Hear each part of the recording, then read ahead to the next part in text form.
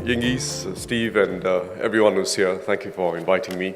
This is an important step in our journey towards becoming an innovative economy and an innovative society, really.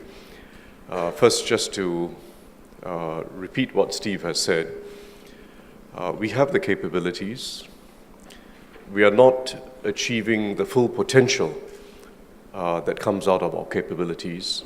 And to achieve that full potential, we have to bring our capabilities together in a new way. We have to achieve better synergy, better interaction, and better spark that comes out of that interaction. And that is the nub of the issue. We have capabilities in different fields, entrepreneurial capabilities, scientific capabilities, financing capabilities, but we need to bring it together in a new way to achieve our full potential. We are not there yet, and we intend to get there. We're a small country, but small countries can achieve big things. We've done it in some areas, and we're now moving into the innovation space where we intend to do the same. When you look around the world, you see countries like Sweden, for instance. There's some other small countries that are achieving big things in innovation. If you look at Sweden in recent times, Spotify, Skype, Candy Crush, which, by the way, is not an F&B firm, Minecraft, many of the recent unicorns coming out of Stockholm and the area around it. It's got 10 million people, Sweden. Stockholm is, in fact, much smaller than that. But there's something in the culture, there's something in their system that leads to this sprouting up of big global players. And over the decades, of course, Sweden has also had other established global leaders, Skandia, Volvo, and so on. So small countries can achieve big things. And we intend to be doing something big in the innovation space after several phases of economic development where we've achieved leadership in logistics, in advanced manufacturing, in many other areas.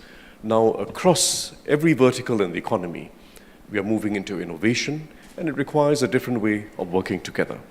That's the nub of it. Now, we know we can't ensure success. We can't plan it to the last detail because innovation is an inherently uncertain business.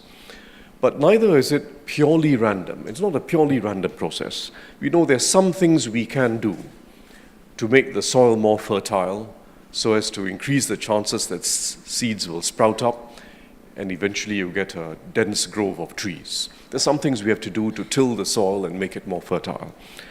We've laid the foundations over the years. I think that nice set of, visual show talked about some of it, a strong basic education system. We've invested in a sizable community of scientists and engineers, basically the whole science and tech community. And we've provided significant amounts of funding, mainly on a competitive basis. Our research efforts have got international attention, but more of our research has to translate into commercial output. That's basically the goal. Patent output in Singapore is still relatively low, and there's much opportunity. There's a great deal of opportunity to develop commercializable outcomes downstream. Likewise, if you look at the VC space, we've got significant amounts of VC investments, but not enough of their investee companies spring from technologies coming out of research done in Singapore. That too is part of the challenge and the ambition. Startups, many startups in Singapore, many of them in fact replicating existing technologies and business models and taking advantage of the region's growth, Asia's growth, for that to scale up. But not that many of them are deploying new technologies. And there's nothing wrong in this approach, nothing wrong in using existing technologies and business models. It's an important part of the journey. But to sustain the journey and to create sustainable advantage, we have to create value through innovation in Singapore. We therefore have to strengthen our innovation networks, as Steve was highlighting, in order to enhance the pipeline of potentially successful commercial applications from research in Singapore. And SGInnovate is about that. You're not starting from scratch. As Steve highlighted, you've grown from Infocom Investments Private Limited, not a nice name, IIPL. Normally an acronym has maximum 3 letters. This one has 4. Which is, when IIPL did achieve something over the years. In fact, it achieved a lot of good over the years. How will SGInnovate go about its work? First, it will foster deep tech-focused communities and encourage interaction via co-working spaces. That's the description of what it's about. And here, 32 Carpenter Street, or 32 CS as you call it, is an example of how SGInnovate will go about this. It is not just a co-working space, not just a generic co-working space. It's not just a technology lab, a specialized technology lab.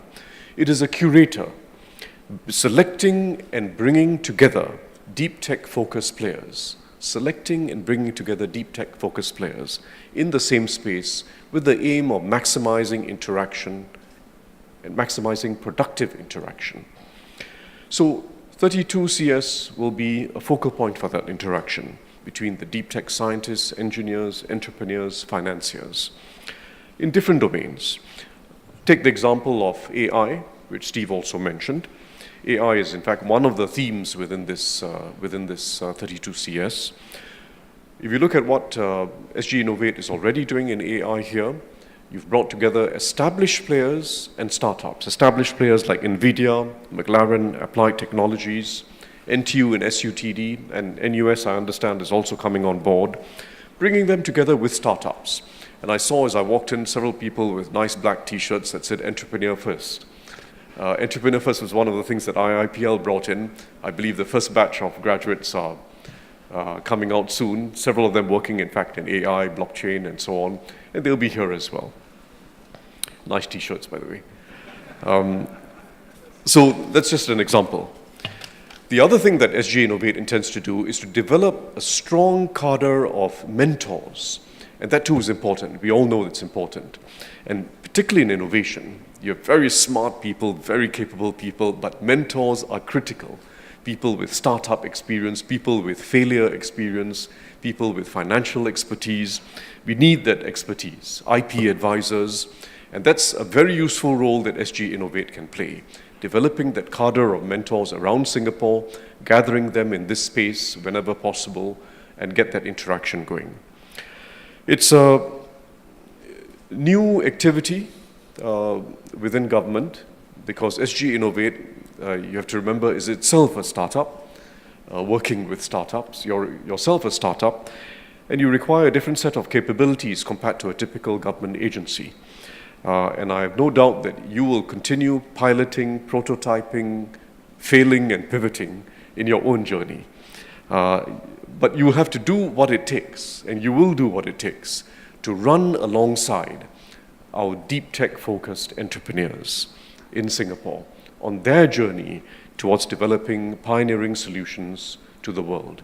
And that's where I end off, because that's really the objective.